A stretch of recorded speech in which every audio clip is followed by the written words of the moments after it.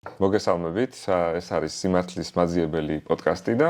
შემდეგი 40-45 წუთის განმავლობაში გვინდა ვისაუბროთ კიბერ უსაფრთხოების თემაზე, ძალიან მარტივი ენით, ოღონდ ესეთი შეთანხმება გვაქვს ჩვენს სტუმართან, რომელსაც ვეტყვი მადლობას ჩვენთან რომ მოვიდა დაგვითმა დრო, გიორგი გურგენიძე, კიბერ უსაფრთხოების ანალიტიკოსი და გვინდა ძალიან ბევრ საინტერესო საკითხს შევეხოთ, მათ შორის პირველ რიგში ტექნოლოგიები გვაინტერესებს, რამდენად შეიძლება იყოს უსაფრთხო ან საფრთხის შემცველი, რისკის შემცველი პირადად ჩვენთვის, ჩვენი ბიზნესისთვის, კომპანიისთვის თუ სახელმწიფოსთვის. ზოგადადაც ალბათ ამ რიგითობით ვღელავთ ხოლმე ჯერ ჩვენ თავზე, მე კომპანიაზე და ბოლოს სახელმწიფოზე, მიუხედავად იმისა, რომ ალბათ სახელმწიფო ყველაზე ესეთი მნიშვნელოვანი აქტორი შეიძლება იყოს. მოკლედ, მადლობა გიორგის და პირველი კითხვით დავიწყოთ. პირველ რიგში მაინტერესებს თქვენ თავად თუ ყოფილხართ რაიმე კიბერ შეტევის სამიზნე, თაღლითობის მსხვერპლი ან თუ ესე იგი იყო მცდელობა და თქვენ მაგალითად დაიცავით თავი რამენაირად. რა გამოცდილება გაქვთ მოკლედ ამ კუთხით? კი ბატონო, პირველ რიგში მოგესალმებით, მივესალმები მსმენელსა და მაყურებელს. მადლობა მოწვევისთვის და ამ საინტერესო თემის არჩევისთვის. კი ბატონო, რა თქმა უნდა, სამიზნე ყოფილვარ კი არა, ყოველდღიურ რეჟიმში ვარ, იმიტომ რომ მეც ისევე როგორც ჩვენი მაყურებლების უმრავლესობა და მოქალაქეების ვარ, ესე იგი ამ ციფრული სივრცის ნაწილი, მაქვს თქვა სოციალური ქსელი, ელფოსტა, ვიყენებ ელექტრონულ სერვისებს და შესაბამისად რა თქმა უნდა ყოფილვარ. რაც შეეხება მსხვერპლს, რაც უკვე ნიშნავს დადასტურებულად იმას, რომ თქვა შენ პერსონალური მონაცემები მოგპარეს, თუ თანხა დაკარგე თუ ასე შემდეგ, აი საბედნიეროდ არ გამხდარვარ, თუმცა საინტერესო ის არის თქვა დარგობრივი სპეციფიკიდან გამომდინარე და თქვა პროფესიული მიდგომიდან რომ ხშირ შემთხვევაში როცა სამიზნე ხარ შეიძლება ანუ გაყვე ამ თაღლიც და ამ შემტევს და ბოლომდე თქვა ეთამაშო ასე თქვა იმისათვის რომ თქვა შემდეგ გამოავლინო როგორ გიტევენ რა მეთოდებს იყენებენ ასე შემდეგ და პირობითად უთხრა მის ანკესზე წამოეგო განზრახ რაღაცა ყალბი ინფორმაცია მისცენ ზოგჯერ თუ დაღლილი ხარ და ხუმრობის გასაგები ხარ შეიძლება პირდაპირ უთხრა რომ მოდი ბარათის ნომერს მოგცემ და რაღაც ტყუილი ინფორმაცია მიუგდო ჭალებში. თუმცა რა თქმა უნდა მე გამხდარ ვარ კი არა 2-3 დღის წინანდელი მაგალითად სადღაც განცხადება დავდა ერთ-ერთ ქართულ საიტზე რაღაცა ნივთის გაყიდვასთან დაკავშირებით და ორი შეტყობინება შემოვიდა შიდა მიმოწერა რომ გთხოვთ WhatsApp-ზე ამ ნომერზე მოგწეროთო. და მე მივხვდი რომ ეს რაღაც თაღლითობა იყო, იმიტომ რომ იქვე შეიძლება შეძენა და არ უნდა მოიმართა WhatsApp-ზე და კარგი ის იყო რომ ეს ქართული კომპანია თქო იმდენად წინ არის და თვითონ იციან ესმით ეს საფრთხე, რომ მათგან მომივიდა 5 წუთში შეტყობინება, რომ აი ის ვინც თქვენ მოგწერათო შემჩნეულია თაღლითობაში, ის არ არის სავარაუდოდ ლეგიტიმური და ანუ ნორმალური მომხმარებელი და გთხოვთ არ უპასუხოთ და წავშლით მიმოწერასო და მე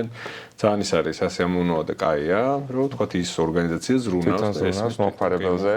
თავისი რეპუტაციისთვის ეხლა ძალიან მნიშვნელოვანია. აი ზუსტად ჩემი სამიზნეობიდან თქვენ კითხვას რომ უპასუხო მსხვერპლობამდე ამ ნაბიჯში დამეხმარა თქო ჩემი ცნობიერება და ცოდნა რომ ვიცი და ეს აღმოვაჩინე, მაგრამ ვიღაცა შეიძლება არ აქვს ხო ეს უნარები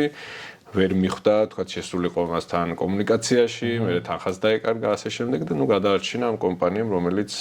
ფაქტიურად მალევე მიხვდა რომ ეს რაღაც თაღლითობა იწყებოდა და გააჩერა ეს შეტევის თეორია.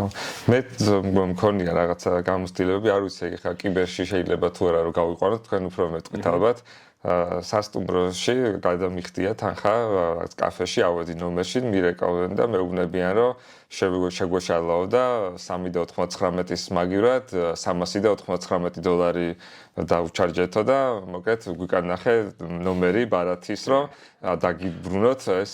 თანხაო ეგეთი შემთხვევა მქონდა და ну თითქმის ბოლომდე გავყევი ისეთი დეტალები მითხრა რომ მართლა მეგონა რომ მენეჯერი რეკავდა, მაგრამ მე ბოლო წამს უკვე რაღაც უსაფრთხოების კოდი და ყველაფერი რომ მომთხოვა, მე გადავამოწმე. კარგით. ზოგადად რომ დავიღოთ საქართველოში, არ ვიცი, რამდენად რაღაც ისეთი დიდი кейსი, რომ აი ძალიან გახმაურებული ყოფილიყო და ბევრმა ადამიანმა იცოდეს, მოგეთ მე თითქმის ესე არც მახსენდება რა და შეიძლება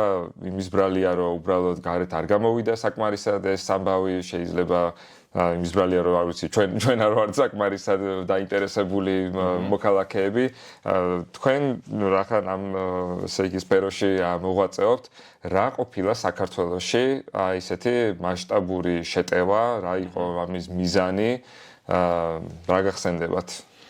კი, ну აი ამ კითხოს რო უპასუხოთ, მაშინ ეს მასშტაბურობა და ზიანი სხვადასხვა კუთხიდან უნდა დავინახოთ. ну ერთ შემთხვევაში შეიძლება იქიდან ამოვიდეთ ახლა რაც ახსენეთ რომ ამდენ იცის მოსახლეობამ და ну რაღაცა ფართო საზოგადოებამ რომ ოკეი რაღაც მოხდა და ტელევიზიით გავიდა და Facebook-ზე წაიკითხეს ან რეპორტი დაიდო, ეს არის ერთი.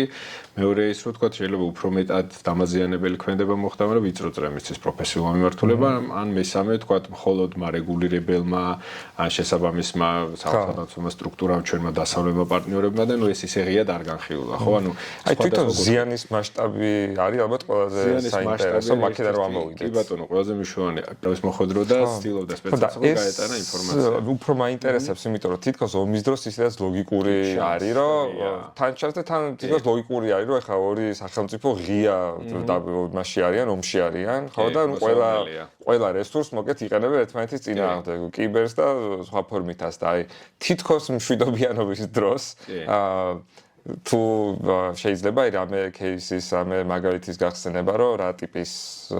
კი ბატონო აი ერთ-ერთი პირადად გეტყვით საკუთარი გამოცდილებიდან რაც რეპორტის დაწერილი მაქვს და მე მუშაობდი და აღმოჩინე 2011-12 წელს იყო ცნობილი ჯეორბოტის кейსი, როდესაც პირდაპირ დადასტურებულად რუსეთის სპეცსამსახური თქვა ქართულ კრიტიკულ ინფრასტრუქტურას, მათ შორის სამინისტროებს და ასე შემდეგ უტევდა მაქსიმალურად ჩუმად და სადღაც 300 ის იყო თუ 300-მდე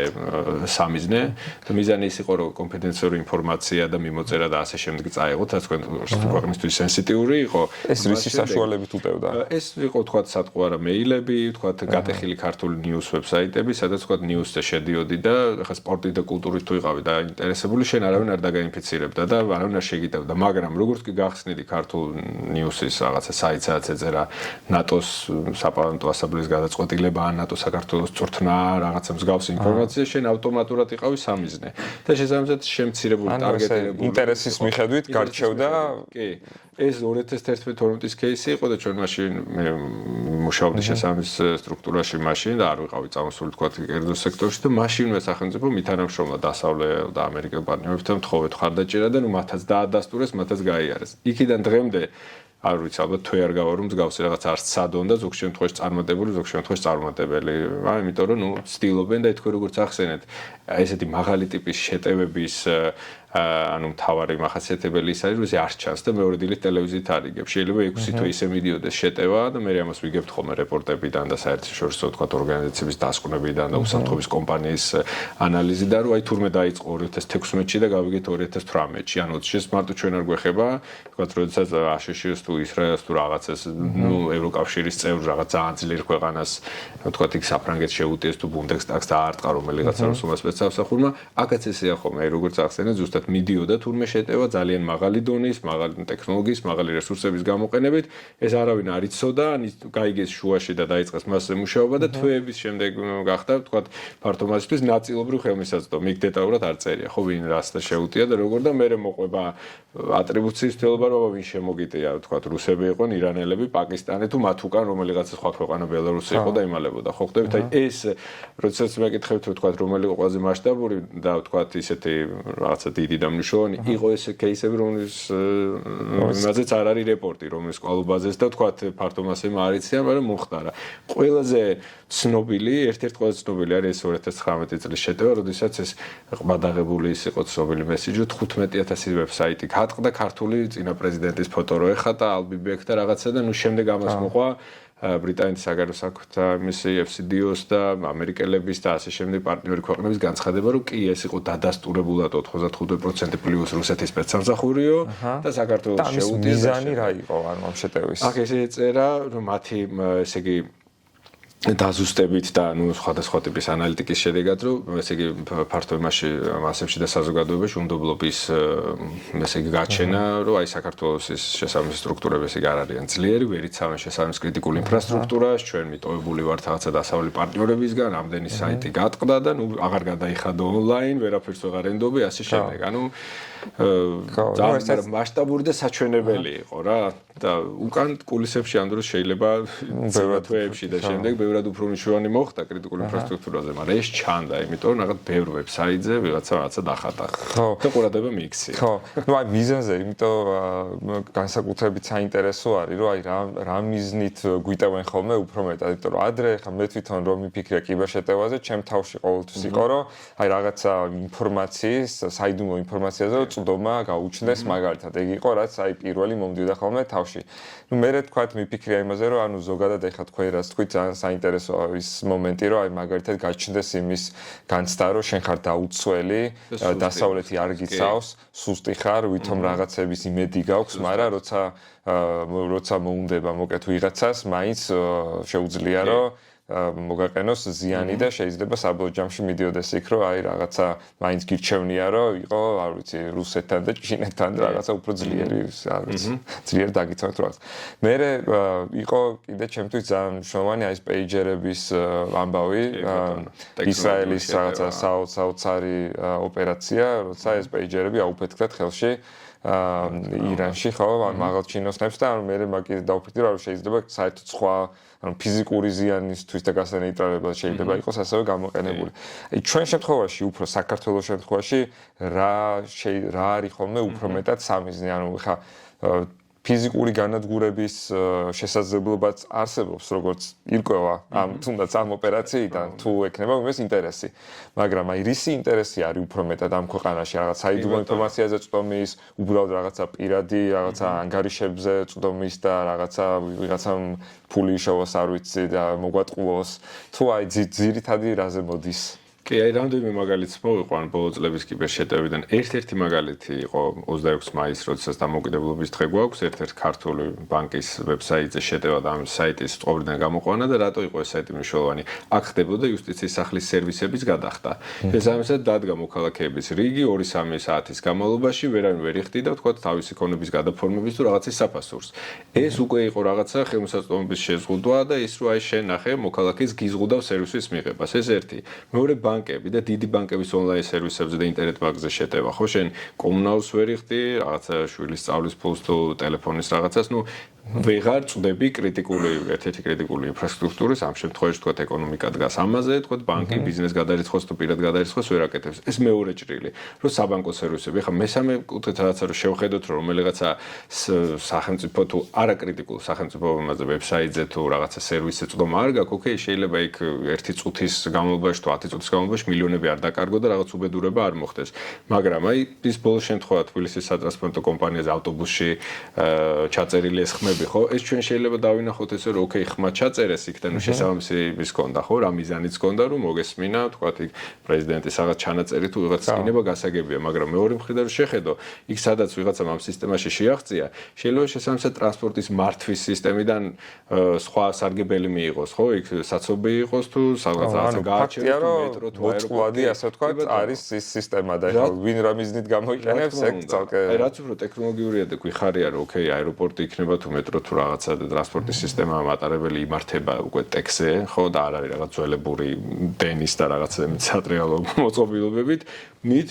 უფრო მეტი ის არის, ხო, რისკია და კიბერ ეხლა მაგაზე დავფიქრდი, რომ შეიძლება მე კითხვა ესე იმიტომ დავსვი, რომ ქვეცნობიერად იმის იმედი არ მაქვს, რომ ჩვენ ყველაფერს კარგად დავიცავთ და უფრო იმის იმედი მაქვს, რომ შეიძლება მიზანი არ გქონდეთ ძალიან ცუდი გარე, ასე ვთქვათ, წყაროებს ინფორმაციის გატანის იქით და აი მაგიტომ მაინტერესებს, რომ ну, ეხა ეგეთი ტიპის, ასე ვთქვათ, კიბერშეტევა მაინც უფრო როგორც თქვა, ატანადი არის, ასე ვთქვათ. ზიანი არ გაქვს, ხო, ესეთი დიდი. მაგრამ აი ამიტომ მაინტერესებს, რომ დიდი ზიანი რა შეიძლება იყოს, რასაც შეიძლება ამ ქვეყანამ ამ შემთხვევაში აი პირდაპირ დიდი ზიანი ფინანსურად თუ გავდივართ იყო, ესაც რაც ვახსენე, ბანკების ნაწილი და მეორე არაფინანსურ ნაწილში ზუსტად ამიტომ გვაქვს ეს კანონში ჩანაწერი და კრიტიკული ინფრასტრუქტურად არის აღიარებული, თქვათ, რაღაც სამინისტროების ნაწილი, გადაზიდვა, ნავთობი, რაღაცა შესაბამისი ენერგო ინფრასტრუქტურა, წყალი და ასე შემდეგ. აი ამ კუთხით ესენი მოწყვლადია, ესენი სისუსტეებს შეიცავს და მათი დაცვა მნიშვნელოვანია, იმიტომ რომ ერთია ეხლა რაც ახსენეთ, რომ ოკეი, აი ყოფილა შემთხვევა, რომ თქვათ მინისტრის რამდენიმე წლის წინ იყო, როდესაც ტიკარაძე იყო ჯანდაცვის მინისტრი, გაუტეხეს მისი მეილბოქსი და გამოდეს რაღაცა მისი მიმოწერა 100 მეილი თუ 200, ხო? კარგი, ნუ მინისტრის მიმოწერა გასაგებია, სადღაც ემანუელ მაკრონის კამპანიას გატეხეს და ჰილარი კლინტონისაც და ოკეი, ნუ შეიძლება აიტანო, თავისი ზიანი აქვს იმას და აზიანა პარტია თუ პოლიტიკოსი, მაგრამ ნუ შესაბამისი რაღაცა მოყვება, რეპუტაციული თუ დიპლომატიური, ნუ შესაბამისი პრობლემა რა, ამას არ მოყვა, რაღაცა ისე უბედურება რომ ვიღაც არ გარდაიცვალა, ხო? მაგრამ кейსებია, როდესაც აი გერმანიის მაგალითი, როდესაც ჰოსპიტალს შეუტიეს და გამოიყვანეს წყობრიდან მისი სისტემები, მიყავდათ ქალბატონი რაღაც ანევრიზმით რაღაც სასწრაფოს გადაამისამართეს სხვა ჰოსპიტალში, რომ ეს ვერ მიგიღებ თუ კიბერშეტევაო და გარდაიცვალა გზაში. იგივე უკრაინაზე შეტევები, როდესაც ერთი მხრივ თქვათ, ძალიან ბევრია უკვე აღწერილი ტექნიკურად, რომ სადღაც რაკეტა ეცემა და ის აფეთქებას იწვევს და მეორე შემთხვევაში 15000 აბონენტს ტოვებს შუქის გარეშე, ან კლინიკას რაღაცა სუნთქვის აპარატს გაუთიშებ თუ ასე შემდეგ, პირდაპირ ამ კიბერშეტევას რომ მოყვება, თქვათ, ვიღაცის, თქვათ, შესაბამისად სიცოცხლის რაღაცა განზრახ დაზიანება თუ გარდაცვალება მით უმეტეს. ხო, ანუ ეს кейსებიც უკვე ძალიან ისეთია. მე არ ვიცი ხა როგორ შეიძლება ამის სახელი დავარქვათ, რომ ძალიან მაღალი ზიანის და დაბალი და საშუალო ზიანის რა ითვლება, მაგრამ იქიდან გამომდინარე, რომ აი საქართველოში მაინც, ნუ 2008 წლის ომის მერე ვთქვათ, ისეთი რადგან არ გაგვიგია, რომ აი რაღაცა ძალიან სერიოზული ზიანი მიიღო მაგალითად სახელმწიფოს. შეიძლება ვივარაუდოთ, რომ ან კარგად ვიცავთ თავს, ან ძალიან საინტერესო არ ვართ ამ ხრივ, რომ რაღაც სახელმწიფოებისთვის, თუ ეს ვარაუდი ძალიან მცდარი არის და შეიძლება ძალიან ბევრი ზიანიც გვაქვს ამ ხრივ მიღებული, უბრალოდ არ ვიცით ეს. საინტერესო ვართ, პირდაპირ გეტყვით, ამაზე მეტყველებს ეს არ არის ჩემი სუბიექტური აზრი, ობიექტური ფაქტებია და ვთქვათ, ანალიტიკის შესაბამისი რეპორტები არსებობს ქართულის და არაქართულის, სადაც ჩანს, რომ განუწყვეტლივ გვიტევენ და პირდაპირ შეგვიძლია ვთქვათ, ყოველგვარი იმის ბუას ძიების გარეშე, იმიტომ რომ იქ დადასტურებულად, ტექნიკური დადასტურებით წერია, რომ რუსეთის სპეცსამსახურებიდან სამივე მათ შორის FSB-თან აფილირებული ჯგუფები, SVR-თან, GRU-თან თავისი შესაბამისი იმით რა ქვია ჯგუფებით და იქ პირდაპირ იმას Department of Justice და FBI-ის სახელები და გვარები უწერია, ვინ გვიტევდნენ და რომელი ის იყო სამხედრო იუნიტი, ანუ ეს არ არის ის, რომ რაღაცა გვიტევენ თუ არა, საინტერესო ვარ თუ არა. არის ხალხი, ვისი დღეს დილის 9-ზე ესე ყავის ჩაის სამსახური იწვევს საქართველოს კრიტიკულ ინფრასტრუქტურაზე შეტევით. მიუხედავად იმისა, რომ ვინ არის მართველი გუნდი თუ რა პარტიაა თუ სად როგორ ჩვენ ვართ აქ გეოპოლიტიკურად მათთვის საინტერესო და არა მარტო რუსეთისთვის, აი იყო кейსები მაგალითად ფეხბურთის თამაში საქართველოს აზერბაიჯანის ფეხბურთის თამაშის და თურქეთთან თამაშის შემდეგ და რაღაც დავით გარეჯის кейსის შემდეგ თურქეთმა შემოგვიტა აზერბაიჯანმა მიუხედავად იმისა, რომ ჩვენ პარტნიორები არიან და ერთად ძალიან თქვათ ისეთი წარმატებული პროექტები გვაქვს და არ არის მტრულად განწყობილი სახელმწიფოები. ხო ესეთი кейსებიც კი იყო. და ეს უფრო დეზინფორმაციაზე არის? გააჩნია ზოგ შემთხვევაში არის რომ ვებსაიტზე რეპუტაციულად შემოგიტიეს და დროშად აგიხატეს რაღაც სახელმწიფო სტრუქტურის ან კერძო კომპანიის. მეორეა ის რომ ინფორმაცია გავიდა სენსიტიური თქვათ რაღაცას მიმოწერა ან რაღაცა ისეთი მნიშვნელოვანი და შემდეგ დამახინჯებული სახით უკვე fake news-ისთვის გამოიყენეს რომ აი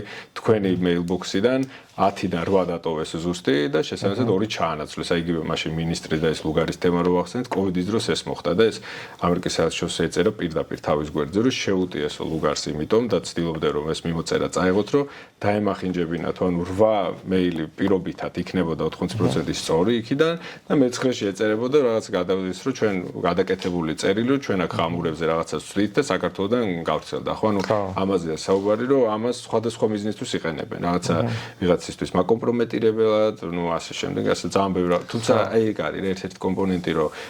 ინფორმაციის გატანა და სენსიტიური ინფორმაციაზე წვდომა და მეორეა რაც ახსენეთ, რომ პირდაპირ კრიტიკულ ინფრასტრუქტურაზე თუ აქვს ვიღაცას და იქ საზღვრის დაცვას თუ აეროპორტს თუ რკინიგზას თუ ასე შემდეგ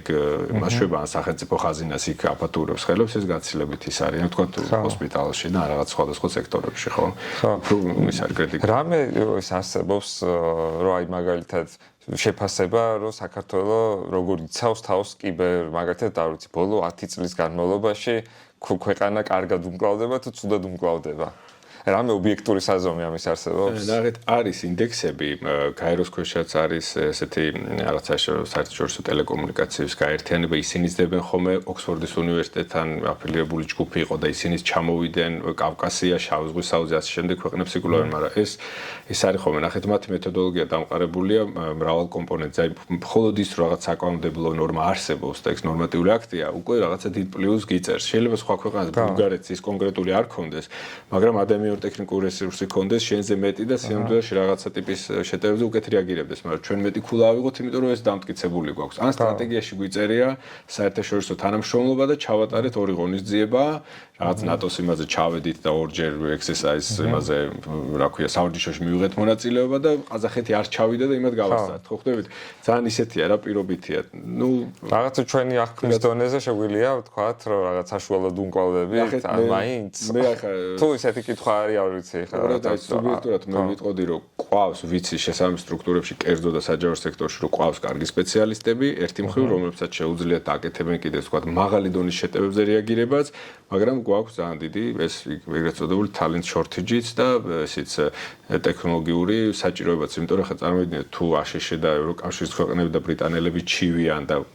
ყოველწლიურ სტატისტიკაში იწერება რომ გვაკლია სპეციალისტები, ვერ ავდივართ კრიტიკული ინფრასტრუქტურის დაცვას. ხა საქართველოს როგორ უნდა თქოს რომ იცი რა ჩვენ არ გვაკლია და კარგად ვიცავთ. ნუ გასაგებია გვაქვს დანაკლისი როგორც სპეციალისტებისა და მათ შორის ნახეთ ადრე იყო რომ სახელმწიფო სექტორიდან გადადიან კერძოშიო და ეს იყო მათი პრობლემა და აბა რა ვქნათ როგორ შევინარჩუნოთ. შემდეგ კერძოს გაუჩნდა ეგ პრობლემა რომ კერძოდან გადადიოდნენ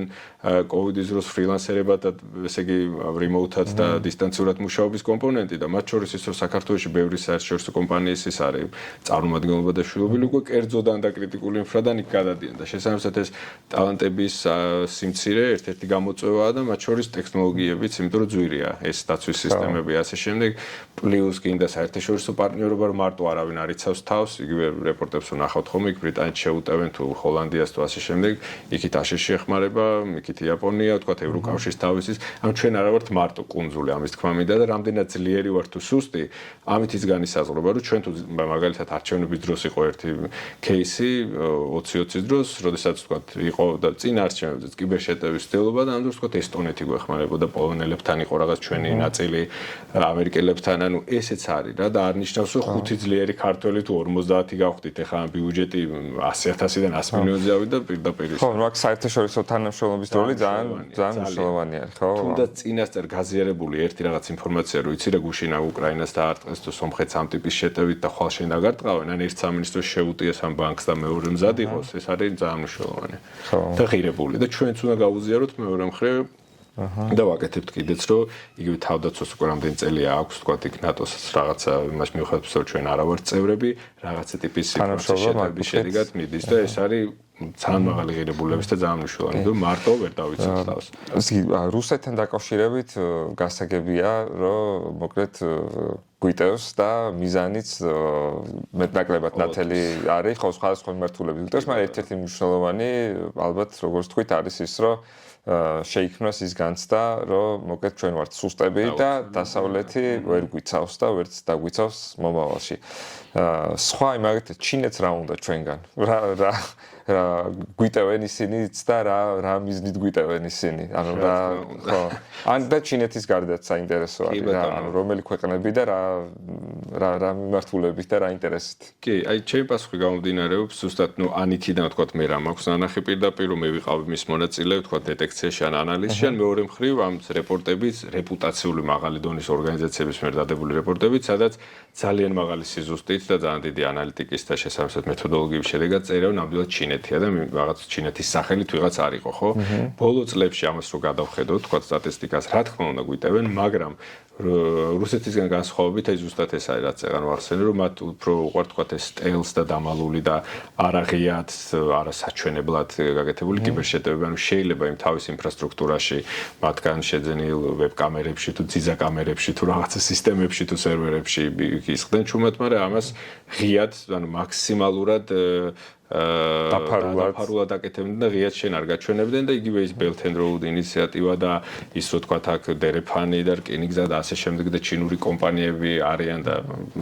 ოპერირებენ ხო მათთვის მნიშვნელოვანია ნებისმიერი გზებით და სახით კონდეთ რაც შეიძლება მეტი ინფორმაცია თქვა ქართულ კიბერ ეკოსისტემაზე ხო რა ხდება კრიტიკულ ინფრასტრუქტურაში ინფორმაციის დონეზე სისტემების დონეზე რომ რამე იყოს და როდესაც საჭიროება გახდება საჭირო როდესაც მათთვის იქნება საჭირო ხო მოახდინო რაღაცა ტიპის ზეგავლენა ხო ანუ ისინი აკვირდებიან ასე ვთქვათ ჯერჯერობით უფრო მეტად შეგვიძლია ვთქვათ რომ ანუ რუსეთი მაგალითად თუ იყენებს კიბერშეტევებს იმისთვის რომ კონკრეტული აზრის ფორმირება მოახდინოს საზოგადოებაში ჩინეთის სტრატეგია ცოტა განსხვავებული არის ესე იგი ამ კუთხით ისინი კონკრეტულად ესე აფიშირებულად მათ შორის არ ცდილობენ მაგრამ პულსზე უდევთ ხელი და აკვირდებიან რომ საჭირო მომენტში საკმარისი ინფორმაცია გქონდეთ რომ და საკმარისი რესურსი იმისთვის რომ რაღაც გავლენა მოახდინო. დამატებით აზუსტებას გავაკეთებდი აქ როგორც რუსეთთან ისე ჩინეთთან მიმართებაში რომ არის კიბერშეტევები რომლებიც პირდაპირ საქართველოსზეა გათვლილი და წერია შემდეგ ანალიზის დროს რომ შეუტიეს საქართველოს. თუმცა ხშირ შემთხვევაში როდესაც რუსები გვიტევენ ხოლმე ვართ რეგიონზე ან მაგალითად Eastern Partnership-ის ქვეყანას უკრაინას, საქართველოს, მოლდოვას და შესაბამის მას შეუტიეს რეგიონს. ხო ჩინეთის შემთხვევაში დაწყებული თქვა უზბეკეთი, ყაზახეთი, საქართველო, აზერბაიჯანი, თურქეთი და იქ წერია რომ 7-8 ქვეყანას უტევდნენ ანალიზის დროს და რეპორტის თქვა განხილვისას და მათ შორის საქართველოს. ანუ ეს მნიშვნელოვანია რომ ხშირ შემთხვევაში არა ის რომ კონკრეტულად აი მოდი ხა საქართველოს ერთ-ერთ სამინისტროს ან კრიტიკულ ინფრასტრუქტურას, არამედ დიდ მოცემულობას, დიდ ჯაჭვს და რაღაცა ხაზს და ამ შემთხვევაში ჩვენ მათი მონაწილე ვართ რა, ამ ხაზს იღებენ სამიზნედ და ძირითადად ტარგეტად და საქართველოც იგივე იყო ხოლმე თქვა ის რომ თქვა ჩვენი ევროკავშირთან ასოცირება, უკრაინა მოლდოვეთთან ერთად იქ იცვლა, ნატოს ასპირანტი ქვეყანა, ასე შემდეგ. ანუ ხშირ შემთხვევაში პირდაპირ წერია ხოლმე და ესე ანალიტიკოსები როდესაც რუკას მოიტანენ პირდაპირ წერია იქ თარიღებით რომ აი დაიწყო ამ ქვეყნიდან შემდეგ საქართველოს რაღაც ანუ ჩვენ ერთი დიდი ასე ვთქვათ შეტევის ვექტორის ნაწილი ვართ ხოლმე ხშირ შემთხვევაში და არა ის რომ მხოლოდ რა თქმა უნდა ესეთ შეტევებიც არის მაგრამ არა ის რომ მხოლოდ ტარგეტირებულად საქართველოს შეტევა გასაგებია მოდი ესე რომ შევხვდეთ ანუ რუსეთი და ჩინეთი ასევე განსხვავდება ალბათ იმითაც რომ რუსული პროგრამები გვაქვს ასევე რომელსაც ფართოდ მოვიხმართ და ჩინური ტექნიკა რომელსაც ასევე ფართოდ მოვიხმართ. ასევე ჩინურ ტექნიკაზე რომ დავზუსტეთ ამერიკის მიერ სანქცირებული ჩინური კომპანიების მიერ ნაწარმოები პროდუქცია ასევე არის რამდენადაც ვიცი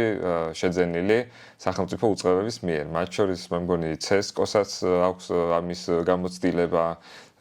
თუ არ ვთქვი SUS-საც, მოკეთ ანუ საკმაოდ ბევრი საჯარო უწყების მიერ ხდება ხოლმე ამის შეძენა და მოკეთ შეშოვილი ამაზე ვისაუბროთ. რამდენად არის ესეც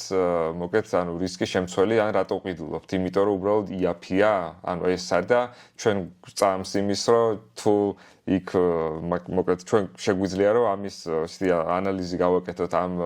ტექნიკის რომ დარწმუნებულები ვიყოთ რომ მოკეთ იქ არაფერი არ იქნება ჩადებული ეს ძალიან კაი კითხვაა და ეს არ არის თქო ახალი პრობლემა, იმიტომ რომ წლებია დგას ეს პრობლემა განსაკუთრებით პირველი ნაწილიდან დავიწყებ ამ რუსულ სოფტებზე და მათ შორის არალიცენზირებულზე, როდესაც ეს რუსული პროგრამული უზრუნველყოფა გამოიყენება მათ შორის კრიტიკულ ინფრასტრუქტურაში და კერძო სექტორის მიერაც პრობლემატურია, იმიტომ რომ თქვათ მწარმოებელია იმ ქვეყნიდან, საიდანაც არის მეორე ხარდაჭერასაც ის გიწევს და შესაბამისად არიცი შენ რა დროს თქვათ ლეგალურად გაქვს მიცემული მისთვის წვდომა ხო და არიცი რა დროს რაც გააკეთებს, როდესაც ლეგალური ქსელური წვდომა აქვს და რაღაცა ავტორიზაცია და უფლებები ხო? მით უმეტეს შეიძლება დღეს არ გიტევს, ხვალ არ გიტევს, ნუ ამას მონიტორინგსაც უნდა აკეთებდე, მაგრამ როდესაც საჭირო იქნება გაგიჩეროს რა ბიზნეს ოპერაციები ან შენ თუ ახლა ლიფტის სამართავად თუ რაღაცა კლინიკის სამართავად იყენებ იმას ან საზღვრის რაღაცა რომელიღაც კომპონენტზე გავლისთვის თუ ბიომეტრია და უსაფრთხოების სისტემა ასე შემდეგ, ნუ კრიტიკულია, ხო? მნიშვნელოვანია და ეს არ უნდა გამოიყენო, უნდა ჩაანაცვლო. თავიდანვე არ უნდა შეიძინო, თუ ალტერნატივა გაქვს, თუ ამისი ბიუჯეტი გაქვს, თუ ამისი ხედვა გაქვს და შესაბამისად მარეგულირებელიც გეუბნება, რომ ეს არ გამოიყენო, იმიტომ რომ აკრძალულია. ეს ერთი და ჩინურზე რაც ახსენეთ, ეს უფრო პრობლემატურია იმ ნაწილში, რომ ხოთ შორის აი ბოლო რამდენიმე წლის 2-3 წლის კვლევა იყო, რომ ევროკავშირის იმაზე ქვეყნებშიც და მათ შორის აშშშიც დარჩა ეს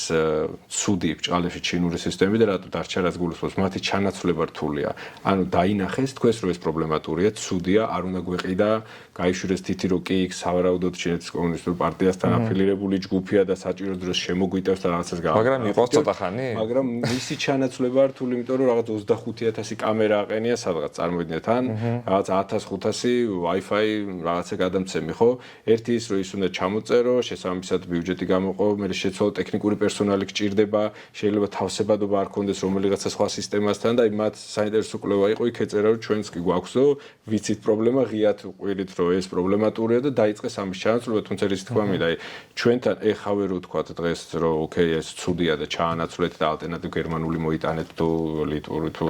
თქვა ესტონური, ან რაღაც ალტერნატივა, თუნდაც იგივე ფასად რომ მოხდეს თქვა გავიდეთ ასე რომ ოკეი ჩინურია, როგორც ახსენეთ, იაფია და ამიტომ შევიძინეთ ტენდერით, მაგრამ ალტერნატივით ჩავანაცვლოთ. ამასაც ჭირდება შესაბამისი ადამიანური რესურსი, დრო, არა მარტო თქვა ფინანსები, ხო? იმიტომ რომ ის უკვე გათქვეფილია თუ არ ვიცი რა ტერმინი გამოვიყევთ, ინტეგრირებული არის ეკოსისტემაში და მის გამორთვა ესე მარტივად რომ თქვა კარტრიჯებით გამოცვალო და რაღაცა კარის საკეტივით ეს მარტივი არ არის და შესაბამისად ეს გამოწვევაა. ამ ხრივაც გამოწვევა, იმიტომ რომ არის ხოლმე ხშირად განცხადებები, რა თქმა უნდა, ხო რომ TikTok-ის არ იყოს და აპლიკაციების ამ წარმოებლებისგანაც, რომ არა, ჩვენ ვართ დამოუკიდებელი კომპანია, ოფიციალურ სტეიტმენტებს დებენ ეს ჩინური ესე, რომ არავინ ჩვენთან არ ერევა, თუმცა მე ვიღაც კვლევარი იპოვის, რომელიღაცა ქვეყნის შესაბამისი სპეციალური სამსახური, რომ აგერ ის გაქვთ ჩაშენებული ვექტორი. სანქცირებული როცა არის დასავლური ქვეყნების მიერ, ხა შესწავლილი აქვს სავარაუდოდ და სახელწერია და შესაბამისი წარმოებელიდან ვარ უნდა გამოიყენო. მაგრამ მე ზუსტად ეს მე ვიცი, რომ ამაზე ბოლო 1-2 წლის იმას გეუბნებით, მუშაობდა შესაბამისი ქართული სტრუქტურები, რომ მიიღოთ რეგულაცია, მის აკრძალვა არ დაშვებასთან და ასე შემდეგ იყო кейსები, რომ ვიღაც აპირებდა რაღაცა თქვა კასპერსკის ანტივირუსული იმის შეძენას და უთხრეს რომ ეს არ შეიძლება და არ უნდა გააკეთო, თქვა რეგულაციაზე მუშაობდნენ, რომ არა მხოლოდ ტექნიკა და ეს სოფტი და საპორტი, ხო ადამიანია, მის მუშახელი თუ workforce-ი ვინც გეხმარება, ხო? ეხლა ერთი მხრივ შეიძლება სოფტი ვიყიდო მე რაღაც ირლანდიური და მყავდეს 15 ადამიანი ჩელაბინსკიდან ან ჩრდილო კორეიდან დისტანციურად მუშაობდნენ. ეს ძალიან დიდი პრობლემაა და 1 ივლისის ის არის, ეხა რამდენიმე დღის წინამდე FBI-ის განცხადება, რომ ეს ჩრდილო კორეელი დისტანციური ისინი მომუშავე ხალხი, ну ძალიან დიდი სპეცოპერაცია და ის ჩაატარეს ანალიზი, რომ ჩაეხსნათ დასავლურ კომპანიებში მუშაობისგან იმალებოდნენ ევროკავშირის ქვეყნების მოქალაქეების, თქვა პირადობების და იმის უკან. ანუ ერთი მხრივ რომ ახსენოთ, ეს არის ტექნიკა, შეძენილი ტენდერი ასე შემდეგ, მეორე ვინ ემსახურება მას, საიდან გემუშავება აქზის ოფისში, თქვა თბილისში ჩამოვიდა და აქედან აკეთებს თუ აფუჭებს რაღაცას თუ თქვა დისტანციურად ის ხარს გიჭერს და ეხლა რა მნიშვნელობა აქვს იქ პეტერბურგიდან და ფრენკიანიდან დაგიჭერს ვიღაცა მხარს თუ აქზის თუ შეუძლია მას ნუ ლეგალურად ამ სისტემაში შესვლა და რაღაცის ინფორმაციის მიღება და საჭირო დროს რაღაცის თქვა ჩაშენება და ცვლილება და ასე შემდეგ ძალიან ის არის პრობლემატური საკითხი. ნუ ფაქტია რომ მოგეთ ეს ტექნიკა არის ჩვენთან გამოყენებული ფართოდ რისკებს შეიცავს და მოგეთ ვერაფერს დიდად ვერშავით ამის წინააღმდეგ გამეტარზე. უნდა ითქვა სამართლებისთვის, რომ არის სტრუქტურები, რომელიც მუშაობენ, რომ ეს ან ჩაანაცვლონ, ან პირობითად თუ დროებით ვერ ნაცვლდება, ხო და 6 თვიანი ფანჯარა ასანამის ჩანაცვლება, არსებობს რაღაცა რისკის გადაზღვევის მეთოდები, რომ თქვა იმაზე წდომა არ იყოს გარედან, ან ისეთ იმაში გამოიყენებოდეს სექციას, რაც ნაკლებ კრიტიკულია, ესეთი ნაბიჯები გადადგმულია, მაგრამ ნუ ეს არ არის ესეთი მასშტაბური, რომ ხვდებით რაღაცა. ხო, მე საკმაოდ ბევრი არის ეს რაოდენობა წლების განმავლობაში და ისიც მნიშვნელოვანია, რაც ძალიან რაც აღნიშნეთ, რომ უცებეთ ჩვენი დღეს გაუგვიძოთ და ვთქვათ, რომ მოკეთ ეხლა ყველაფერი უნდა შევცვალოთ, ეგრე ვერ იქნება. კი ბატონო, ბიუჯეტი, ადამიანური რესურსი, დრო, ამ ყველაფერს ნუ ის უნდა. ალბათ ეს უფრო სახელმწიფო საჯარო სექტორისთვის არის, პრინციპში კერძოსთვისაც თანაბრად შეიძლება იყოს ხო პრობლემა ეს ჩინური რა თქმა უნდა არასანქცირებული ინფრასტრუქტურაში ყავს შეყვანილი კერძო სექტორი მათ შორის კომუნიკაციები მეორე კატეგორიაში მაგთი სილქნეტი და ასე შემდეგ და სამი დიდი ბანკი ჯანდაცვის სექტორი ენერგო გადაზიდვა ეს ანუ ეს კერძიანად ყველა ხო კი ანუ ყველა ანუ სამი სექტორი არის ხო საფრთხების ინფორმაციული საფრთხების განმავლობაში საჯარო სატელეკომუნიკაციო და კერძო და პრინციპში სამივე სექტორი სექტორში ძალიან ფართოდ არის წარმოდგენილი ეს არის აქცირებული კი არა პირიქით სანქცირებული ჩინური ტექნიკა. ეს დავამატებ, უკაცრავად ეხლა სანქცირებული კი სწორად აღნიშნეთ, მაგრამ ისიც თქვა რაც არასანქცირებულია, მაგრამ ამ ქვეყნებში ახლა წარმოებული არ ნიშნავს რომ ოკეი ის გამოიყენა, იმიტომ რომ იქაც გავა თქვა 6 თვე თუ 1 წელი თუ 2 და ვიღაც მკვლევარი დადებს იმის როგორც პრაქტიკაში. შეიძლება არ არის ჯერ მოკეთ გამოკვლეული იმის. გამოკვლეული და შემდეგ იტყვიან რომ აი თურმე ამ და ამ კონკრეტულ მოდელში მოყვა ჩაშენებული რაღაცა რომ იმ კამერას ჩაგირთავს თუ პირობითად რაღაცა ინფორმაციას გაიტანს. ესეც არ ვარს დაზღვეული რომ თქვა და მეორე მხრივ გვაქვს ალტერნატივა ის ევროკავშირის რეგულაციით 500 ჯერ შემოწმებულ თქვა რაღაცა მოთხოვნებ დაცული სოფტი თუ პროგრამული უზრუნველყოფა თუ ასე თქვა ხელსაწყო რომელსაც ნუ ძალიან მაღალი ის აქვს სტანდარტები 1000 ხარისხის ნიშანი და ასე შემდეგ. აი პროგრამულ უზრუნველყოფაზე ხა მინდოდა გადასულიყავი ხა საჯარო სექტორი თუ ამას ვერ იტყვის კერძოს შეუძლია თქვას ალბათ რომ რაღაც ზოგიერთ კომპანიას რა ყოველ შემთხვევაში რომ მე რა მაქვს ხა აქ დასამალი რა ქვია იაფად ვიყიდე ტექნიკა და დავზოგე ბიზნესი ვარ მე რა მოკეთ ანუ მე ხო ის არ მაქვს რა ქვია რაღაცებს ნუ მთხოთ რა მოკეთ ბიზნესი მაქვს აქ ჩემი რა ქვია კეშფლოუ მაქვს დაგეგმილი რაღაც და ვიყენებ მათ შორის საჯარო სექტორში არ ვიცი იმდენ, მაგრამ კერძო სექტორში რუსული პროგრამული უზრუნველყოფებით საკმაოდ საბუღალტრო და ასე შემდეგ, ხო და ესეც თუ შეგვიძლია ვთქვათ, ანუ რა პროგრამული უზრუნველყოფები არის აი ესეთი ძალიან ფართოდ გავრცელებული რაც არის რუსული წარმოების და მანდაც აი რა საფრთხეთან შეიძლება ვქონდეს საქმე. კი, აი ეს კვლევა და ბიზნესმა რაც თავარი არის, ბოდიში, ანუ რატო უნდა იზრუნოს იმაზე, რომ არ ქონდეს რუსული პროგრამული უზრუნველყოფა. კი ბატონო, ამას ძალიან მარტივი პასუხია ის, რომ ვთქვათ, რომ არ შევიდეთ ტექნოლოგიურ რაღაცა იქ წიაღსვლებში და რაღაცა ახსნა, რომელიც რთულია, ვთქვათ, გადაწყვეტილების მიღებისთვის და ვთქვათ, ეგზეკუტიურ გოლის მისთვის, ვთქვათ, CEO იქნება თუ სხვა აღმასრულებელი გოლის წარმომადგენელი. ეს რუსული სოფტი ბჭყალებში თუ რაღაცა პროგრამული უზრუნველყოფა პირდაპირ არ ტყავს მის ბიზნეს პროცესს და პირდაპირ შეუძლია გაიყვანოს ფინანსურ ან რეპუტაციულ ზიანზე. ხო, აი პირდაპირ, ანუ ეს უფრო მარტივად გასაგებია, ვიდრე ის რომ დასვა და 2 საათიანი ლექცია ჩაატარო, რომ იქ ვიღაცა ამის 5 წუთზე რაღაცა IT იმით სადღაც შემოვა და რაღაცა შეცვლის და როგორც ჰოლივუდის ფილმებში რაღაცას აგაკუნებს. არა, ეს ყველგან უკვე არ ვიცი ციგნებში იმაზე პირველ გვერდზე წერია და სენატის მოსმენებში ამბობენ, რომ ეს არის არ არის კიბერ რისკი, ეს არის უკვე ეროვნული უსაფრთხოების რისკი ან ბიზნეს რისკი. ანუ ვიღაცამ რომ შემოგიტია 10 წლის და 15 წლის წინ რომ გაგება რაღაც ანტივირუსი და IT-შნიკები მიხედავენ ბჭყალებში, რაც ესეთაც მორჩა არ არსებობს. თუ ვიღაცამ შემოგიტია, ან ფინანსური რისკი გაქვს, ან რეპუტაციული, ან შენ ინფორმაცია წავიდა, ანუ შესაბამისად ამ კუთხით უნდა შეხედოს ბიზნესმა და გადაწყვეტილების მიღებამ, რომ ოკეი, შენ იაფი დაგიჯდა და $10,000 დაზოგე, მაგრამ ის რაღაც პროგრამული უზრუნველყოფა რო თანერგე შენთან, მაგალითად რუსული თუ ჩინური, ის პირობითად, ანუ მისი ბიზნეს იმპაქტი არის, რომ შენ გაჩერდი, თანხა დაკარგე, 2 საათი ფილიალი გაგიჩერდა, ეს ერთი ნაწილი და მეორე მარეგულირებელთან შესაბამისობა. კანონმდებლობა თქვა არეგულირებს, იქაც ბანკებს, ამ კრიტიკულ ინფრასტრუქტურას და შენ შესაბამისად ამ კიბერშეტევის გამო, მათ შორის პერსონალურების გაჟონვის გამო, რაღაც ბიზნეს ოპერაციების შეფერხების გამო შეიძლება დაჯარიმდე და +1. შენ თუ თქვა ევროკავშირთან ბიზნეს ურთიერთობა და პარტნიორები ყავს, ხო ისინი ყოველთვის ამ შენთან ურთიერთობის აგების და დაწყების პერიოდში და მერეც მოგთხოვენ, რომ მათ შენი რამდენად დაცული ხარ, ეს ერთი და მეორე კონკურენტული უპირატესობა, ეს competitive advantage რაც გჭირდება, ხო? შენ გაცილებით წინ იქნები, როდესაც დაანერგავ თქვათ და შეიძენ თქვათ ამერიკულ, ევროპულ და მაღალი ხარისხის მათ შორის წარმოებულ ამ softს და ვიღაცაზე წინ წახვალ, მე ტენდერს მოიგებ, მეტი კლიენტი, მეტი პარტნიორი გეყოლება. გარდა იმისა, თქვათ იმის საპირწონეს, რომ სადღაც 10,000 დაზოგე და უფრო იაფი სოფტი იყიდე. ხო, ანუ ასე თუ შეხედავენ ბიზნესურად და არა ისე რომ აი ზუსტად როგორც ახსენეთ, ხო რა დავზოგე და რა ვიცი, რაღაცა სოფტია და IT-შნიკები მიხედავენ. ასე არა. სწორი გაგება და სწორი აღქმა ეს არის, რომ ის ნაყიდი შენი საბუღალტრო თუ სხვა სისტემა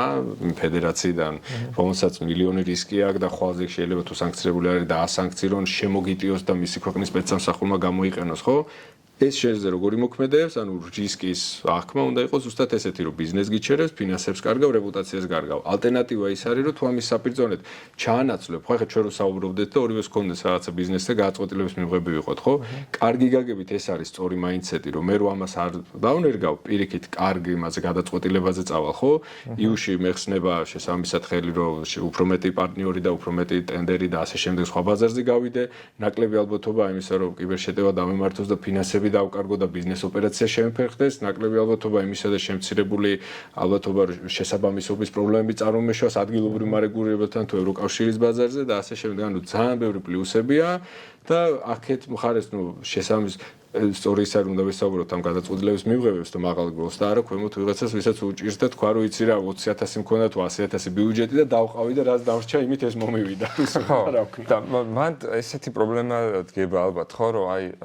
რეალისტურად როგორ შეიძლება მაგას ვებრძოლოთ. ეხლა ესე ძალიან ლოგიკურია ჟღერს, მაგრამ კომპანია რომელიც ეხლა იწყებს მაგალითად შედარებით პატარა კომპანია არის, იმას მოკეთ თუ რაღაცა ანუ აკრძალული თუ არ არის ქვეყანაში და რაღაც მოკეთ თუ შეუძლია მაინც ალბათ შეიძენს და სანამ არ მოხდება რაღაცა ისეთი ფაქტი, რომელიც ამ ადამიანებს აფიქრებინებს, ესე კი არა ეხლა ჩვენ რომ ვსჯელობთ აქ. თუ აი ვიღაცა ძალიან არ დაზარალდება და არ ნახავს რომ აი ეგეთი მოკეთ ზიანი შეიძლება თვითონაც თავის თავზე იწნიოს, აი ძალიან რთული არის რა ამის ახსნა და მან ან როგორ გესახებათ ის რომ ანუ ფაქტის წინაშე ვდგავართ მოკლედ რომ არ ვიცი არ მინდა რაღაც პროცენტი დავაბრეხო უბრალოდ, მაგრამ ნუ ძალიან ბევრი მოგეთ ძირითადი საბუღალტრო პროგრამა, ხო, რომელსაც იყენებენ, არის რუსული. ალბათ ყველაზე ფართოდ გავრცელებული და კიდე სხვა ალბათ ლოჯისტიკის და ბევრმა იცის, დატრენინგებული თანამშრომელია და ის მარტივად იპოვი კადრს, იმიტომ რომ ის რუსული იცის. ესეც არის, ხო? და ნუ რაც უფრო ფართოდ იქნება მოხმარებაში, მით უფრო მეტი იქნება მისი, რა ქვია, მწოდნე და მით უფრო ადვილი იქნება მისი მეინტენენსი, ასე შემდეგ, მოგეთ არის ინტეგრირებული ქვეყანაში. აი აქედან ანუ რა არის გამოსავალი, ანუ სახელმწიფო უნდა გადაწყვიტოს ეს არის ერთადერთი გზა? არა, ზუსტად ორი წამალი აქვს ამას, ესეთი ფართოდ გავრცელებული აპრობებები რაც მუშაობს. პირველი ზუსტად ეს არის, რაც ვთქვით, რომ სახელმწიფომ გააწყვიტოს, რომ პირდაპირ რეგულაციაში ჩაწერო, რომ ოკეი, ეს არა, მაგრამ ამასაც თავისი გამოწვევა, რომ ოკეი, ვიღაცამ შეიძლება თქვას, რომ ეს ბიზნესზე ის არის თქვათ ზემოქმედება, გაუჭირდება ჩანაცვლება რაღაცას, მაგრამ აქაც შეიძლება ეს არ იყოს თქვათ ნაჯახის პრინციპით და იყოს ნაწილ-ნაწილ რომ მისცე ვიღაცას 6 თუ 1 წელი ტრანზიშენ პერიოდი რომ ხვალდილით კი არ ჩაანაცვლო, გამოზარდე კადრი, მოამზადე ბიუჯეტი და ნელ-ნელა ეტაპობრივად გადადი. ესეც შეიძლება იყოს და ეს არის ყველაზე მარტივი და ეფექტური გზა, რომ ოკეი, გაქვს რეგულაცია და უკვე ჩემი თქმა აღარ გჭირდება. გეუბნებია რომ რაღაცა წადი Pfizer-ია, კარგი თუ რაღაცა რა შესაბამისად ეს არის კარგი პროდუქტი და ეს გამოიყენე. ეს არის ერთი მაგრამ მეორე ამისი ისიც არის ნაკლებად ცნობიერების დონე არ არის ისეთი მაღალი ამ კუთხით თუნდაც ბიზნესებში რომ აი არსებობს ალტერნატივა ამ პროდუქტის ალტერნატივა რომელიც მისაღები ფასია თქვათ არ არის შეიძლება ფრანგული და ბრიტანული და არ ღირს მილიონები მაგრამ აღმოსავლეთ ევროპაშია წარმოებული და შესაბამისად თქვათ რაღაცა ის არის ბულგარული თუ უნგრული თუ ესტონელების დაწერილი რაღაცა ისეთი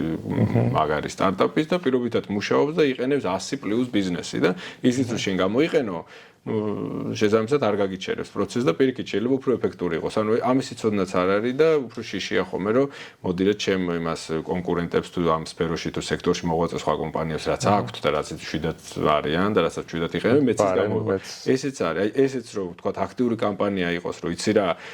Yandex ტაქსიზე კი არ იყვირო ყოველდღე და რაღაცა ვიღაცას მეგაფონი რო იჭერს იქ ცხინვალთან კი მესმის რომ არის ეგ ორივე პრობლემა მაგრამ აქეთ შე რო კრიტიკულ ინფრასტრუქტურაში და კერძო სექტორში გაზეცგილი გაქვს და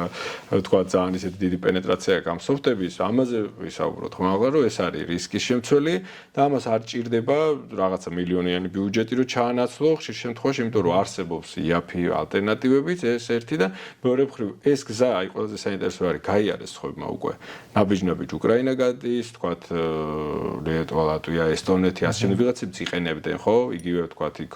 უზბეკურ ყაზახური თუ სომხურ აზერბაიჯანულ მაგალითებს არის ჩვენ თქვათ ჩვენი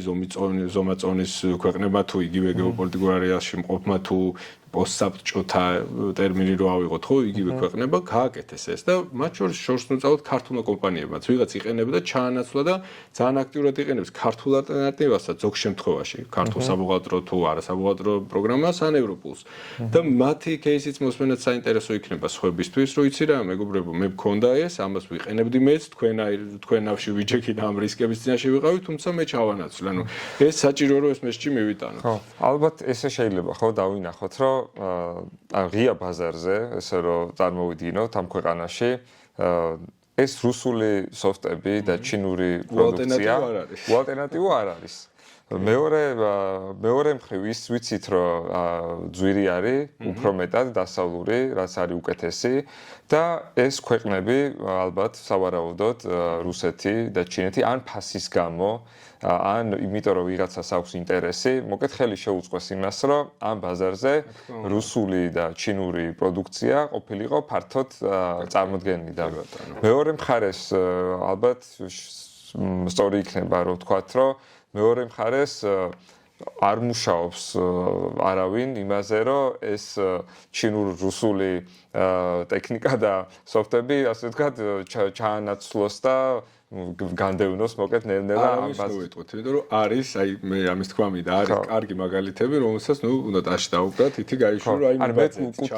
მე არავის ვკითხულობ, ანუ რაღაცა კონკრეტული სტრუქტურა, რომლის მიერ არის დეკლარირებული ფუნქცია და ვთქვათ, ანუ ვიცით რომ მოკეთ ეს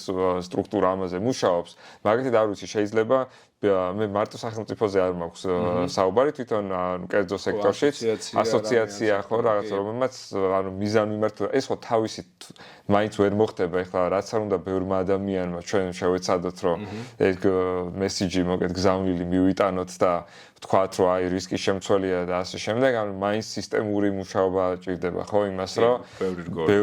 ბევრი რგოლი არის ჩართული და ეგ არის ალბათ ხო ერთ-ერთი მნიშვნელოვანი გამოწვევა რომ სისტემური გახდეს აი ეს ბრძოლა ასე ვთქვათ რომ ნელ-ნელა დაიკლოს და შემცირდეს მოგეთ ეს რუსულ-ჩინური აბსოლუტურად გეთანხმებით მრავალკომპონენტიანია ბევრი ჩართულობა ჭირდება და მათ შორის ის ჩვენმა იმან ორგანიზაციამ რა კვლევაც გააკეთა რაც ვახსენე ეს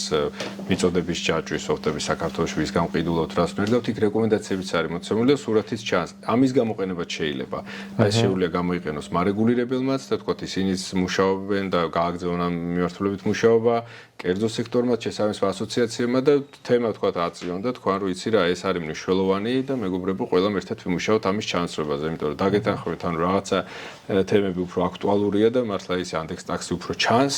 რომ აი მე ის ნახეთ რუსული კომპანია და ეს როდესაც აქ რაღაცა 20 დიდ სუბიექტში და დიდ ბიზნესში პირობითად გამოიყენება ეს ძალიან კრიტიკული და ესეთი ბიზნეს ოპერაციების სამართავად ეს სოფტები ეს არ ჩანს ან ამაზე ნუ პროფესიულმა საზოგადოებამ იცის რაღაცა მე და თქვენან კიდე პლუს 10 ადამიანი საუბრობს მაგრამ ნუ რაღაცა ისეთი თქმით ნაბიჯებია გადასადგმელი იმიტომ რომ მართლა ის არის მნიშვნელოვანი თემა ხო სადღაც დასასრულისკენ რომ წავიდეთ ნელ-ნელა და რაღაცნაირად არ ვიცი მინდა რომ ყველა პოდკასტის ბოლოს მოგეთ ეპიზოდის ბოლოს მინდა ხოლმე რომ რაღაცეები შევაჯამოთ რომ აი იმ თემის ირგვლივ მოკლედ რამე სიმართლე რაც დავადგინეთ და მე ხა მოგეთ ანუ ჩემთვის ძალიან საინტერესო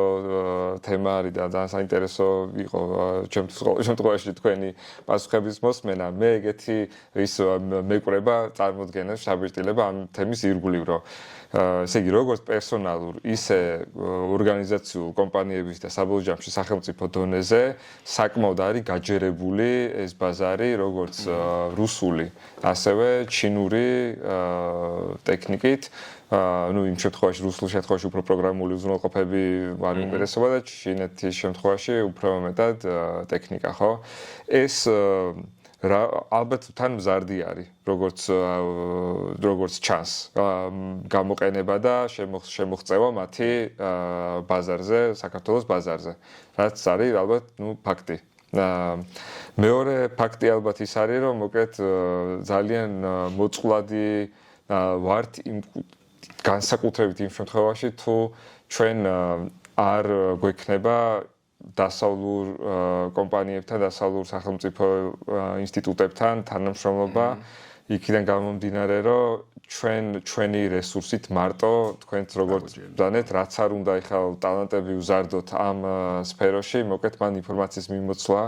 ძალიან მნიშვნელოვანია და თქვენც როგორც თქვით, ეხლა თუნდაც ის რომ აი რაღაცა არ ვიცი, სომხეთში, ან უკრაინაში, ან სხვა ქვეყანაში იყო რაღაცა კი რომელიღაც კონკრეტულ ორგანიზაციაზე მზაობის ნაწილში ძალიან მნიშვნელოვანი წინასწარ ვიცოდეთ რისი მოლოდინი შეიძლება გქონდეს. ამ ესე იგი გადაჭრის კუთხითაც პრობლემის გადაჭრის კუთხითაც ძალიან კომპლექსური საკითხი არის და ალბათ რაღაც კონკრეტული ორგანიზაცია უნდა მუშაობდეს ხო ამაზე ძალიან ესე მიზანმიმართულად უნდა იყოს დეკლარირებული რამ სტრატეგია გვაქვს ისე ქვეყანაში რომელიც ამას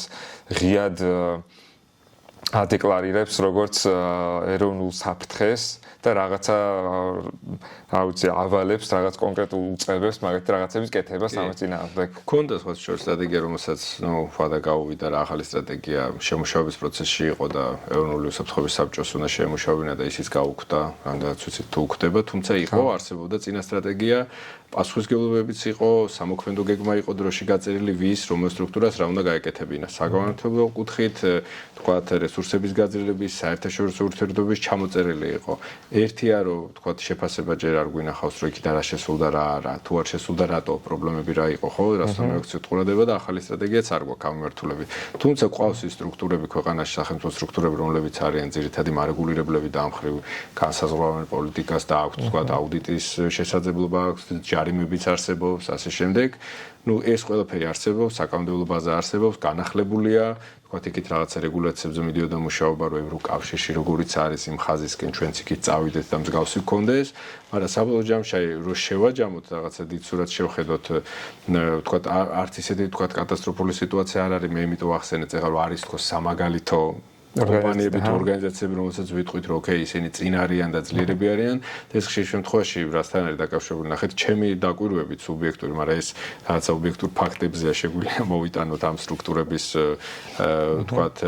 მედეგობის ისინი მაჩვენებლები რატო არიან წინ როგორ ხშირ შემთხვევაში ეს არ არის მხოლოდ ფინანსების დამსახურება რომ მეტი ბიუჯეტი აქვს თან ის რომ ძალიან ბევრი ტალანტი აქვს თქვათ ისიც მაგრამ გადამწყვეტი ერთ-ერთი გადამწყვეტი არის ხოლმე აი ზედარგოლში მთავარი პასუხისმგებელი და გადაწყვეტილების მიღები ხალხის ეგრეთ წოდებული მაინდსეტი და ხედვა მათ თუ ესმით მინისტრია თუ CEO-ა თუ მისი მოადგილე თუ კურატორი რომ ეს არის მნიშვნელოვანი ეს არის მართლა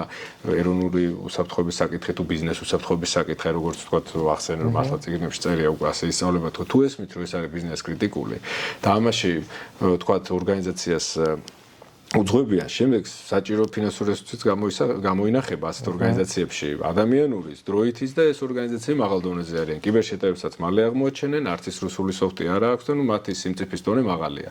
ამაზე ალბათ დამეთანხმება ის ქართული მარეგულირებლები სახელმწიფო სტრუქტურები მათ შორის ეროვნული იუსტიციას რომელსაც კანონში წერია და თქვათ არეგულირებენ ხო ანუ მხოლოდ ისიც კი რომ შესაბამისი პასუხისმგებელი პირი გათვითცნობიერებულია და ესმის რომ ეს მნიშვნელოვანი საკითხია მისი ბიზნესისთვის სტრუქტურისთვის ქვეყნისთვის უკვე ძალიან ბევრ რაღაცას ნიშნავს რომ შესაბამისი პროცესები იქ სწორად არის აწყობილი შესაბამისი ყურადღება ეთმობა და მენეჯმენტ კომიტმენტი რაც არის ზემოდან ხარჯს გიჭერენ რომ ეს გააკეთო ალტერნატიულად ყავს ორგანიზაციებს სადაც ქვედარგოლში ესმით დატრენინგებული თანამშრომელი ყავს ვიღაცა შეიძლება კარგი ბიუჯეტი აქვს მაგრამ სიმწიფის დონე დაბალია იმიტომ რომ სათანადო მხარდაჭერა არ არის და ნუ ამის თქვა მე და ადამიანურ დონეზეც მოქალაქე მიძგვისმენს რომელიც თვითონ იტყვის და ეს ხედვა და მაინდსეტი აქვს რომ ოკეი მე შემომიტევენ და ჩემი ბარათი ვიზა იქნება თუ სახლის რაღაცა ძიძა კამერა უნდა დავიცვა, იმიტომ რომ მეც არ შემომიტევენ და მოდი კარგი ტიპი ვიყო და ევროპული სოფტი და ლიცენზირებული ლეპტოპი ვიყიდო. ესეც სწორი მიდგომაა და ზუსტად იგივე მიდგომა თუ კერძო სექტორში და სახელმწიფო კრიტიკულ ინფრასტრუქტურაში რო იცი რა, ეს მნიშვნელოვანი თემაა. იმიტომ კი არ უნდა გავაკეთო რომ მხოლოდ კანონში მიწერია ან ვიღაცამ ჩინეთმა ამერიკას დაარტყა. არა, ანუ ეს ჩემთვის მართლა ბიზნეს იმპაქტს მოიუტანს და ეროვნული უსაფრთხოების თემაა და უნდა გავაკეთო. აი როგორც ესეთი ტიპები სადაც ყავს რომელ ორგანიზაციებში იქ მართლა მაღალ დონეზეა ეს მიმართულება. ეს ჩემი სუბიექტური დაკვირვებით და რაღაც ობიექტურ მონაცემებზე დაყრდნობით შემიძლია გითხრათ. კი ბატონო. და ბევრჯერ ვახსენეთ კრიტიკული ინფრასტრუქტურა, მაინც მაგალითები თუ შეგვიძლია ვთქვათ, რომ უფრო ნათელი იყოს ყველასთვის, რა ვთქვათ, რკინიგზა, ვიცი, სატელეკომუნიკაციო სფერო, ანუ რა კი აი ეხლა სამი სექტორი და რო ავიღოთ მეორე მესამეში ისედაც ჩანს რომ ახლა ვთქვათ მესამე სექტორში სამი ძირითად დიდი ბანკი სისტემური ბანკებიც არის შეყვანილი საქართველოს TBC და Liberty ეს სამი ყავს კრიტიკულებში და გასაგებია რომ ფოგი და TBC ისედაც ვთქვათ წლებია იქ საფონდო ბირჟაზე ყოფნის გამოც და საერთაშორისო რეგულაციებთან თავსებადობის გამო ფინანსური რესურსიც მზაობაც ტალანტიც შემდეგ წინ არიან ძალიან ძლიერები არიან ამ კუთხით და ნუ ზუსტად ეს სამაგალითო ნაწილში ის რომ არა აქვთ რაღაცა ცუდი რუსულ ჩინური სოფტი და ამას ყურადღებას აქცევენ, შეიძლება კარგად გამოიყენოთ. იგივე შეიძლება ვთქვათ, რომ კომუნიკაციებსაც აქვთ ფინანსური რესურსი, თუმცა მათაც საკუთარი გამოწვევები აქვთ სახელმწიფო სექტორში და საჯარო ჩამონათვალში, სიპებში და სამინისტროებში არის მოწინავე ორგანიზაციები, მათ შორის ძალოვნები ხშირ შემთხვევაში, მათ შორის სადაც კონკრეტული სიპები და რატო, როგორც წეგან ვახსენე, მათ შესაბამის გადაწყვეტილების მიმღებებს აქვთ ცოდნა და კომპეტენცია და იციან რომ ეს არის რესურსი და მნიშვნელოვანია და ეს არის რაღაცა მე-17 თემა, რომელიც ვინ დაგვარტყავს და რაღაც ჩვენ გავხდეხავთ. აი ეს ხედვა უკვე ძალიან რაღაცაში ეხმარება. კარგი, ძალიან დიდი მადლობა. მაშინ შეგვიძლია მგონი დავასრულოთ, ძალიან საინტერესო და მნიშვნელოვანი თემა არის და იმედია რომ მოკლედ სამომავლოდ ბევრი კომპანია და საჯარო სექტორშიც უფრო ესე იგი მეტი ძალისხმევა ჩაიდება იმაში რომ მაქსიმალურად დავაზღვიოთ ეს რისკები ყველა დონეზე. წარმატებები თქვენს მნიშვნელოვან საქმიანობაში და დიდი მადლობა და ყველა კომპანიას ასევე და საჯარო სექტორს ჩვენ ქვეყანასაც წარმატება უსურვოთ ამ მნიშვნელოვან ბრძოლაში. ნახვამდის.